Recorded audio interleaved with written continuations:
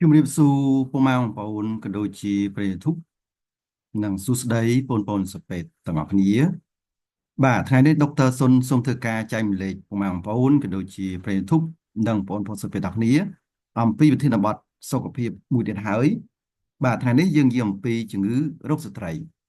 បាទអញ្ចឹងតើតើនឹងជំងឺរោគស្ត្រីដែរបាទថ្ងៃនេះយើងមានវិធានបទថ្មីមួយទៀតហើយដើម្បីចែកម្លែកគឺយើងនិយាយអំពីកត្តានាំឲ្យកើតគីសដៃស្បូនដែលភាសាអង់គ្លេសយើងហៅថា factor lead to health oasis បាទយើងនៅពេលបច្ចុប្បន្នជំងឺគីដៃស្បូនគឺជាជំងឺមួយដែលឃើញញឹកញាប់ក្នុងផ្នែករោគស្ត្រីបាទយើងចង់ដឹងថាតើកត្តានាំឲ្យកើតគីដៃស្បូននឹង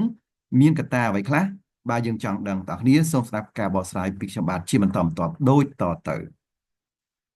បាទអញ្ចឹងមេត្តាក្នុងឋាននេះយើងឃើញមាន3ចំណុចសំខាន់ទី1គឺសេចក្ដីដើមទី2គឺកត្តានាំឲ្យកើតគីសដៃស្បូននិងទី3គឺរោគសញ្ញាគីសដៃស្បូនបាទយើងចង់ដឹងថាតើកត្តាអ្វីខ្លះដែលនាំឲ្យកើតគីដៃស្បូនហ្នឹងហើយរោគសញ្ញាគីដៃស្បូនមានអ្វីខ្លះដែរបាទយើងចង់ដឹងតើគ្នាសូមស្ដាប់ការបកស្រាយជាបន្តទៅទៀតបាទអញ្ចឹងយើងមើលស្អីផ្ដើមបញ្ហាគីដៃស្បូនគឺជារឿងធម្មតាបំផុតជាពិសេសបើសិនបើស្ត្រីមិនទាន់អស់រដូវនៅឡើយដុំគីសដែលមានមុខងារឬក៏យើងហៅគីសវត្តរដូវគឺជាប្រភេទគីសដែលមានញឹកញាប់បំផុតនៃកពេញអូវែរហើយគិសរីរាង្គក៏កើតមានច្រើនផងដែរ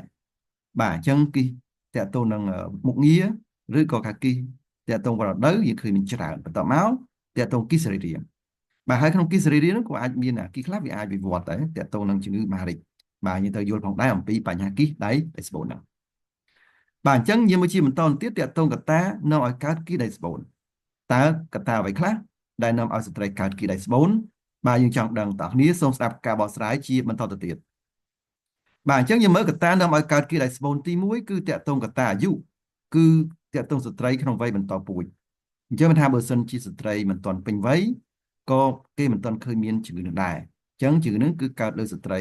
ក្នុងវ័យបន្តពូជហើយនឹងអាចបន្តរហូតដល់ស្ត្រីអស់រដូវហ្នឹងបាទបន្តទៀតតកតងកត្តានាំឲ្យកើតគីដៃស្បូនទី2គឺតកតងស្ត្រីមានផ្ទៃពោះបាទអញ្ចឹងការមានផ្ទៃពោះវាមានអរម៉ូនដែលបញ្ចេញមកបាទអញ្ចឹងអរម៉ូនមួយចំនួនទាក់ទងការមានផ្ទៃពោះហ្នឹងវារំញោចទៅលើកពេញអូវែរខ្លាំងបាទវាអាចធ្វើឲ្យមានកើតគិសដៃស្បូនដែរផងដែរបាទយើងហៅភាគច្រើនគឺគិសចិញ្ចឹមកូនហ្នឹង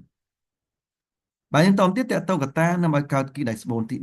3គឺប្រវត្តិធ្លាប់មានគិសដៃស្បូនបាទឬក៏ធ្លាប់មានគិសអូវែរអញ្ចឹងបើសិនជាគាត់ធ្លាប់មានគិសដៃស្បូនឬក៏ធ្លាប់មានគិសអូវែរបាទគាត់អាចមានម្ដងទៀតទាក់ទងនឹងបញ្ហានឹងផងដែរបាទអញ្ចឹងយើងមើលបន្តទៀតតកតទៅនឹងកត្តានាំឲ្យកើតគីដៃស្បូនទី4គឺតកតទៅនឹងការប្រើប្រាស់ថ្នាំជំរុញបញ្ចេញមេជីវិតញីបាទអញ្ចឹងការប្រើប្រាស់ថ្នាំជំរុញបញ្ចេញមេជីវិតញីហ្នឹងគឺវារំញោចទៅលើកពេញអូវែរបាទវាអាចធ្វើឲ្យកពេញអូវែរហ្នឹងដំណើរការខ្លាំងឬក៏រំញោចខ្លាំងនាំឲ្យមានការកើតមាននៅគីដៃស្បូនផងដែរបាទអញ្ចឹងយើងមើលបន្តទៀតតកតងកត្តានាំឲ្យកើតគីដៃស្បូនទី5គឺតកតងកត្តាចំណីអាហារបាទអញ្ចឹងកត្តាចំណីអាហារដែលមានជាតិអរម៉ូនបាទវាឬក៏អាហារដែលមានជាតិខ្លាញ់ច្រើនបាទអាចនាំជំរុញដល់ការកើតមាននៃគិសដៃស្បូនផងដែរបាទយើងតទៀតតកតងកត្តានាំឲ្យកើតគិសដៃស្បូនទី6គឺតកតងបញ្ហាអរម៉ូនបាទអញ្ចឹងវិបត្តិអរម៉ូនក្នុងស្ត្រីឬការប្រើប្រាស់ថ្នាំអរម៉ូនអាចនាំឲ្យកើតតកតងបញ្ហាគិសដៃស្បូននោះផងដែរបាទអញ្ចឹងយើងមើលជាបន្តទៀតតកតងកត្តានាំឲ្យកើតគិសដៃស្បូនទី7គឺបញ្ហាជំងឺអង់ដូមេទ្រីយ៉ូស៊ីសបាទអញ្ចឹងជំងឺអង់ដូមេទ្រីយ៉ូស៊ីសហ្នឹងក៏គេសង្កេតឃើញការកើតមានគីដៃស្បូនច្រើនផងដែរបាទអញ្ចឹងយើងមើលជាបន្តទៀតតកតងកត្តានាំឲ្យកើតគីដៃស្បូនទី8គឺតកតងនឹងការបង្ករោគខ្លាំងក្លាក្នុងអាន្តរគាអញ្ចឹងការបង្ករោគខ្លាំងក្លាក្នុងអាន្តរគាហ្នឹងក៏អាចធ្វើឲ្យនាំឲ្យកើតមានទៅជាជំងឺគីដៃស្បូននោះផងដែរបាទអញ្ចឹងទន្ទឹមនឹងកត្តាដែលនាំឲ្យកើតហ្នឹងក៏យើងដឹងពីរោគសញ្ញាវាដែរបាទអញ្ចឹងរោគសញ្ញានៃជំងឺគីដៃស្បូនមានអ្វីខ្លះបាទយើងចង់ដឹងតោះនេះសូមស្ដាប់ការបកស្រាយជាបន្តទៅទៀតបាទអញ្ចឹងយើងមើលរោគសញ្ញាជំងឺគីដៃស្បូនទី1គឺស្ត្រីមានការឈឺចាប់នៅក្នុងអាន្ត្រគាក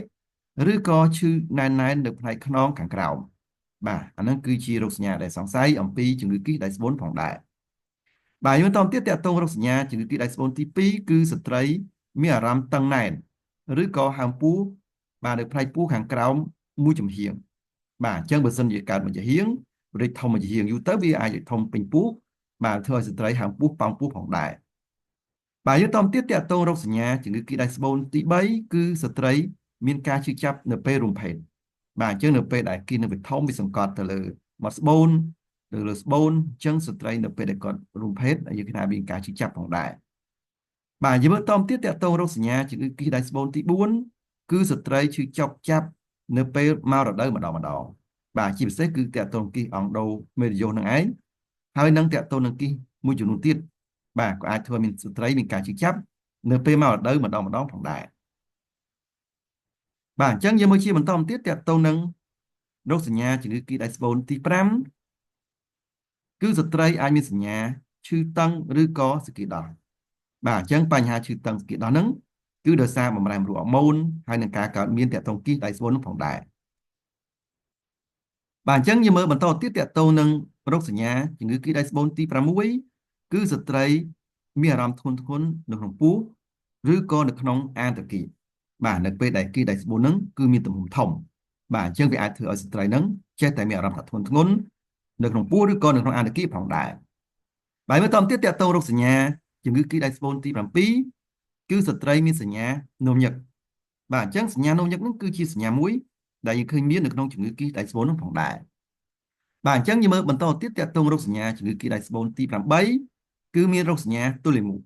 បាទអញ្ចឹងរោគសញ្ញាទល់លាមកហ្នឹងដោយសារគីដៃស្បូនវាធំវាសង្កត់ទៅលើផ្លូវនោមឬក៏ផ្លូវលាមក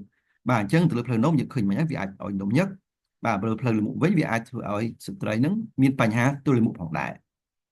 បាទយើងមើលបន្តទៀតតកតងរោគសញ្ញាជំងឺគីដៃស្បូនទី9គឺស្ត្រីមានការមករដូវច្រើនបាទដោយសារបម្រែបរូបអរម៉ូនអាចធ្វើស្ត្រីនឹងមានរោគសញ្ញានៃការមករដូវច្រើនផងដែរបាទយើងមើលតទៀតតកតងរោគសញ្ញាជំងឺគីដៃស្បូនទី10គឺស្ត្រីមានការឡើងគីឡូឬក៏ធាត់ពិបាកមានកូនដុសរោមច្រើនខុសធម្មតាឡើងមុនច្រើនផងដែរបាទហ្នឹងគឺជាសញ្ញាតកតងគឺគីដៃស្បូនមួយគឺពពួក PCOS បាទគឺ Polycystic Ovary Syndrome បាទអាចធ្វើឲ្យគាត់ឡើងគីឡូធាត់ពិបាកមានកូនដុសរោមច្រើនខុសធម្មតានិងឡើងមុនលើមុខច្រើនផងដែរបាទអញ្ចឹងទាំងអស់ហ្នឹងគឺជារោគសញ្ញាសំខាន់ដែលយើងឃើញមានតកតងនឹងជំងឺគីដៃស្បូនអញ្ចឹងបើសិនជាស្ត្រីសង្ស័យអំពីបញ្ហាហ្នឹងឬក៏អាចគិតថាមានបាទយើងឃើញថាខាងភាសារបស់ខ្ញុំមានផ្ដល់សេវាពិនិត្យនិងព្យាបាលជំងឺគីដៃស្បូនរបស់ស្ត្រីក្នុងតម្លៃសមរម្យផងដែរអាចធ្វើការប្រឹក្សាសុខភាពតាមលេខ Telegram បេក្សាគឺ092 59 3350 088 3132 225ហើយនិង016 58 57 64ផងដែរហើយបើចង់រកទីតាំងយើងខ្ញុំមានមធ្យោបាយ2គឺអាច scan តាម QR code ឬក៏មើលតាមផែនទីផ្ទាល់បាទអញ្ចឹងបើលោកស្រីគាត់មាន iPhone អាចចូលក្នុង App Store ស្វែងរកកម្មវិធី QR code reader ដំឡើងកម្មវិធីនឹងមកបើកកម្មវិធីនឹង scan លើ QR code យើងខ្ញុំគឺ load Google Map ឃើញទីតាំងខ្ញុំហើយឬក៏លោកស្រីមានទូរស័ព្ទផ្សេងក្រៅពី iPhone អាចចូលក្នុង Google Play ឬ Play Store បាទស្វែងរកកម្មវិធី Google Lens ដែលអក្សរស្រាប់ដំឡើងកម្មវិធីនឹងមកបើកកម្មវិធីនឹង scan លើ QR code យើងខ្ញុំក៏ load Google Map ឃើញទីតាំងខ្ញុំដែរឬក៏យ៉ាងទៅយ៉ាងមើលតាមផែនទីផ្ទាល់បាទយ៉ាងចុះតាមខ្លងទ្វារវត្តសំសល់បត់តាមបងវត្តខាងស្ដាំដៃចុះតាមផ្លូវ16 BT ត្រង់ចុងផ្លូវគឺដោយតាមខ្ញុំហើយឬក៏យ៉ាងទៅអាចចុះតាមផ្លូវតផុនច្រកចូលទៅមុខហាង Pizza Comics តែម្ដងបើសិនបើពុកម៉ែបងប្អូនក៏ដូចជាប្រិយមិត្តទាំងអស់ចង់តាមដានព័ត៌មានសុខភាពថ្មីៗដែលក៏ថ្លៃច្រើនទៀតអាចចូលរួមជាមួយនឹង Channel Telegram យើងខ្ញុំគឺ MD Khawson Official បាទធ្វើការ scan QR code ទៅដើម្បីចូលទៅក្នុង Channel យើងខ្ញុំបាទចុច Subscribe ឬក៏ Join ដើម្បីតាមដានព័ត៌មានសុខភាពថ្មីៗដែលក៏ថ្លៃច្រើនទៀតផងដែរបើសិនបើពុកម៉ែបងប្អូនក៏ដូចជាប្រិយមិត្តទាំងអស់ចង់ទទួលបាននូវវីដេអូអប់រំសុខភាពថ្មីៗបន្ថែមទៀតទាក់ទងជំងឺរោគស្ត្រីបាទសញ្ញានៃការមានកូនសញ្ញានៃការមានកូនខុសធម្មតាបាទក៏ដូចជាការយល់ដឹងអំពីតេស្តផ្សេងៗក្នុងផ្នែករោគស្ត្រីនិងតេស្តផ្សេងៗទៀតក្នុងផ្នែកជំងឺទូទៅក៏ដូចជាការយល់ដឹងអំពីថ្នាំនិងវ៉ាក់សាំងបាទអាចចូលទៅក្នុង YouTube Channel វាយពាក្យ Dr. Sun បាទសតឌីធំអតូចដតដល់ clear S អក្សរធំ U N N បាទដោយអក្សរស្រាប់ចុច search បាទសរុបទៅពេលហ្នឹងឃើញ logo របស់យើងខ្ញុំហើយចូលក្នុង channel ចុចពាក្យ subscribe និងរូបកណ្ដឹងបាទចុចពាក្យ subscribe និងរូបកណ្ដឹងគឺសម្រាប់អ្នកថ្មីៗដែលមិនទាន់បាន subscribe អញ្ចឹងនៅពេលដែលយើងផុសវីដេអូលើកក្រោយនឹងឃើញក្នុងបណ្ដាញ YouTube ជាបន្តបាទជួយ subscribe អ្នកមួយដើម្បីលើកទឹកចិត្តក្នុងការធ្វើវីដេអូជាបន្តទៀតបាទសូមអរគុណ